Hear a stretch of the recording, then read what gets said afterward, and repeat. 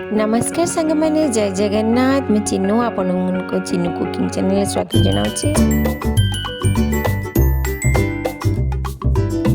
आज मुझे हेल्दी और चटपटा पिठा नहीं आसी वेजिटेबल पिठा जहाँ आम शरीर पर बहुत हेल्दी होता है।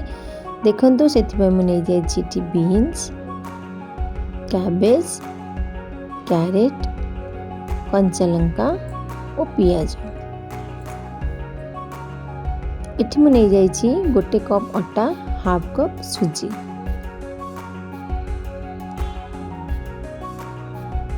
एबे मु गोटे कप अटा नहीं जाइछि इथिरे हाफ कप सुजी दे देबे।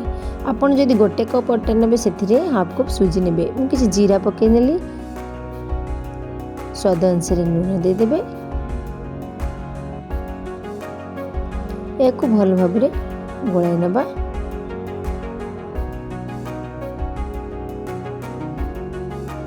एथिरे आमे पानी दे याकू भल भाबरे गोळाई याकू 15 मिनिट पई रखि दबा।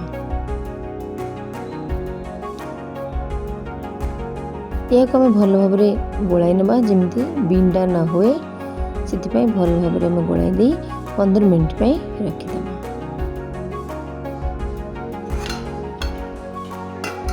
इटी घोड़ाई नेबे को एबे देखंतु मो बीन्स के छोट छोट कर काटी नै छी।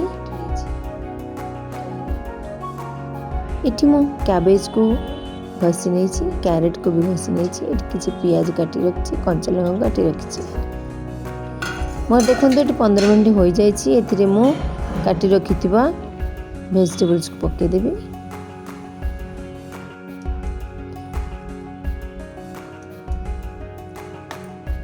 या को भल भाबरे गोळे देला पर यदि आपण मानक पाखरे भी धनिया पत्र थाए आपण माने भी धनिया पत्र देई परिबे।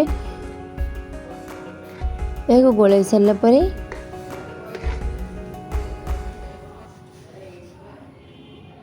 इथिरे मु किछि लंका पाउडर पके देउछि। आपण यदि न पकेबे एको स्किप करि परिबे। एठी मु तावा बसि देछि। तावा गरम होला पर तेल पके देछि। एथिरे मु